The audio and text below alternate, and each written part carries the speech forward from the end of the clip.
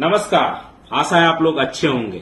बिहार की राजनीति दिनों दिन जो है दिलचस्प मोड़ की तरफ आगे बढ़ रही है। दिलचस्प इसलिए क्योंकि चुनाव जैसे जैसे नजदीक आ रहे हैं और गतिविधियां, आपसी आरोप प्रत्यारोप, ये सब कुछ तेज हो रहा है।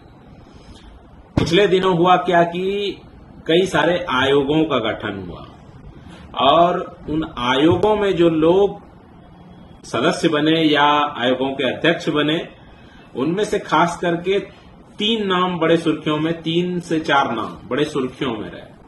4 नाम ये थे कि जीतन राम मांझी जी के जमाई साहब, वो भी आयोग के सदस्य बने, और चिराग पासवान के जीजा जी या रामविलास जी के जो दामाद हैं, वो भी आयोग के अध्यक्ष बने, और जो अशोक चौधरी जी के दामाद हैं और किशोर कुणाल के बेटे सायन कुणाल, वो भी आयोग के सदस्य बने। इनके अलावा एक महिला सदस्य ऐसी बनी जिसके कारण जो है कि घेरेबंदी और तेज हो गई। एनडीए के हाथ से एक मुद्दा जो है वो कहीं न कहीं वो महागठबंधन के हाथ में चला गया। महागठबंधन बार बार कह रहा था कि डीके टैक्स, दीपक कुमार नाम के एक अधिकारी हैं, वो नीतीश कुमार को चला रहे हैं, नीतीश कुमार से अपने मनमाने काम करवा रहे हैं। और हुआ यूं कि दीपक कुमार की पत्नी आयोग में, महिला आयोग में सदस्य बन गई, और वो भी पिताजी के पता के साथ। ये उनका जो पता है वो दीपक कुमार के घर का पति का पता नहीं है, बल्कि अपने पिता का पता है। और ये एक तरह से जदयू के लिए असहज करने वाली बात है, क्योंकि नीतीश कुमार का एक पूरा ट्रैक रिकॉर्ड रहा है कि उनके सहयोगी जो भी करें, नीतीश कुमार की जो जदयू थी उसमें ये चीजें बहुत हद तक नगण्य थी। तो ऐसे में जिस परिवारवाद का आरोप राजद पर लगता रहा है कि लालू जी ने अपने बाद अपनी पत्नी को मुख्यमंत्री बनाया, उसके बाद अपने बाल बच्चों को सत्ता के शीर्ष पर बैठाने की पूरी जुगत कोशिश की, पूरी उसके लिए राजद भले 2010 में बहुत बुरी स्थिति में चला गया, जो भी हुआ, लेकिन उन्होंने अपने परिवार को ही पार्टी की जो है कमान सौंपी।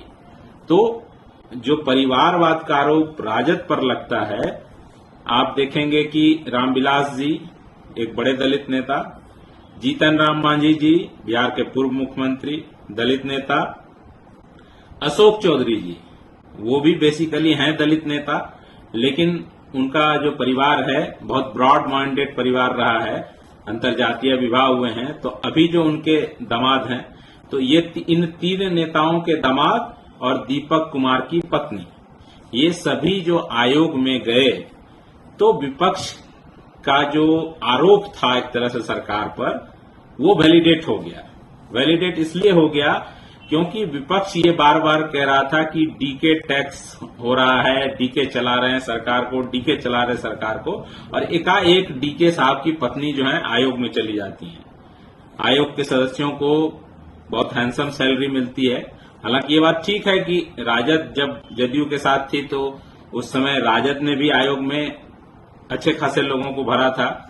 तो ये एक तरह से अपने कार्यकर्ताओं को संतुष्ट करने का, जिनको की कोई टिकट नहीं मिल रही है, जो लंबे समय से काम कर रहे हैं पार्टी के लिए, उनको कोई एक तरह से कहिए कि कंपनसेशन नहीं मिल रहा है, तो उनको एक ठीक ठाक जगह देने का आयोग होता है। बेसिकली इन आयोगों के जो मतलब जो काम होने चाहिए, जो उसका नतीजा मिलना चाहिए, उसकी जगह एक तरह से कार्यकर्ता संतुष्टिकरण योजना की तरह आयोग काम करते हैं।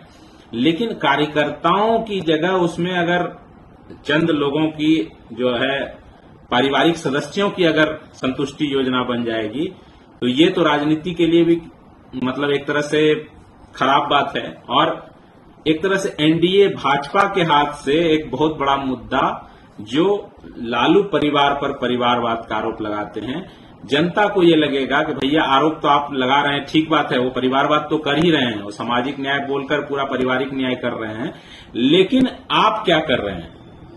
चाहे वो जीतन राम मांझी जी हों, उनके बेटा मंत्री हैं, उनकी पुतौह जो है वो विधायक हैं, उनकी समधन विधायक हैं, खुद वो सांसद हैं, तो जीतन राम मांझी जी भी एक पारिवारिक कुनबा बना चुके हैं।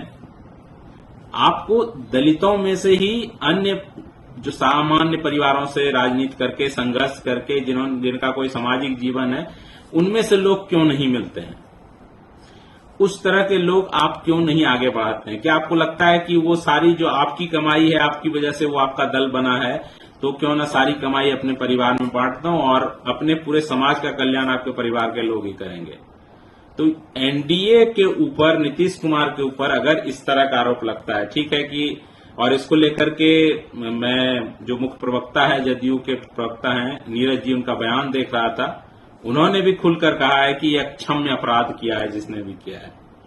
अब जिसने किया है, ये बात तो जदयू के लोगों को पता होगा कि किसने वो लिस्ट बनाई है, क्या किया है, तो तत्काल प्रभाव से कुछ कार्रवाई होनी चाहिए, तब न जनता में संदेश जाएगा कि हाँ भाई, नेता को छुपाकर, नेता को अंधेरे में रखकर ये काम किया गया।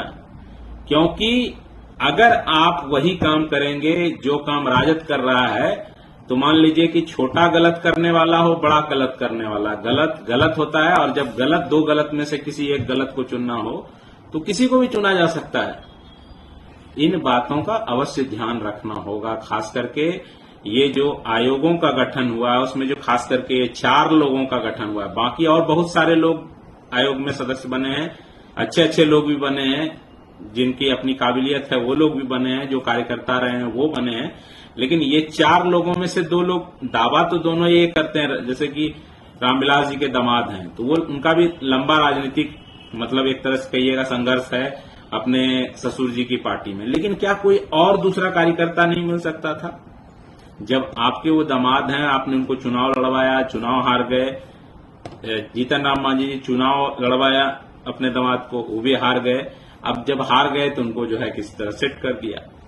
ऐसे तो और भी कई कार्यकर्ता होंगे, वरीयता में आपको ये देखना चाहिए था, लेकिन खैर अब तो कर दिया है।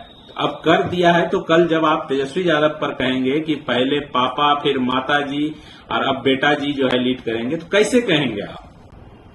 क्योंकि आपके पास भी तो दामाद जी हैं। अशोक चौधरी जी की अद्भुत कथा है भाई। अशोक चौधरी जी अपने दामाद को सीधे जो है किशोर कुणाल जी के नाम से जोड़ते हैं और कहते हैं कि आरएसएस कोटा से उनके जो है दामाद जी बने। अद्भुत बात है। आरएसएस खुद को राजनीतिक विंग ही नहीं कहता है।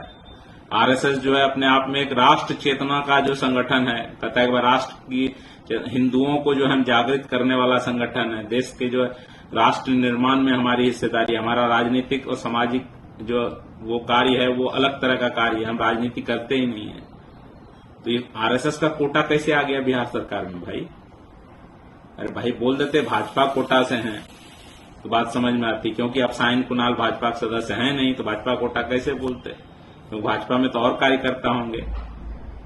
तो इन तमाम चीजों पर जो खास करके आयोग का गठन हुआ है, ये अपने आप में एनडीए के लिए सेटबैक की स्थिति है। एनडीए के लिए एक तरह से कहिएगा नुकसान भरा फैसला हो सकता है। तो खैर अभी तो बहुत समय है चुनाव में, मेरे ख्याल से 2-3 महीने का वक्त है। दोनों तरफ से जो है कुश्ती जारी है। उस बीच में एक जो है प्रशांत किशोर हैं। अब प्रशांत किशोर किसको डैमेज करेंगे, इस पर पूरा चुनाव का खेल टिका हुआ है अभी तक। क्योंकि आप देखेंगे कि जो महागठबंधन और एनडीए है वो मतलब 19-20 का ही मामला दिख रहा है अभी तक। खास करके महागठबंधन के पास एक कॉन्क्रीट वोट बैंक है 32% का, उसमें जितना वो जोड़ेंगे वो एड ऑन होगा।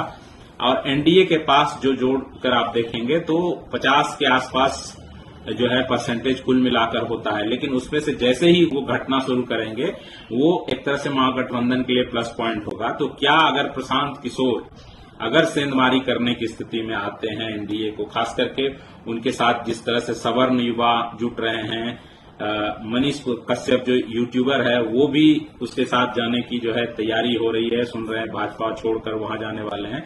तो इस तरह के जो इन्फ्लुएंसर्स लोग हैं उनके आने से क्या कितना नुकसान जो है वो एनडीए को होने वाला है या महागठबंधन को नुकसान होगा, इस पर भी बहुत कुछ टिकेगा बिहार का चुनाव। और नीतीश कुमार के चेहरे की जहां तक बात है, नीतीश कुमार पुराने चावल हैं। ठीक है कि उनकी उम्र हो गई है, उनका जो है मानसिक संतुलन पर बात होती है, वगैरह वगैरह बात होती है, लेकिन मैं देखता हूं कि हर दिन वो सरकारी कार्यक्रम में पार्टिसिपेट चाहे 5 मिनट के लिए करें चाहे 2 मिनट के लिए करते हैं। ये जो सक्रियता है ये कमाल की है।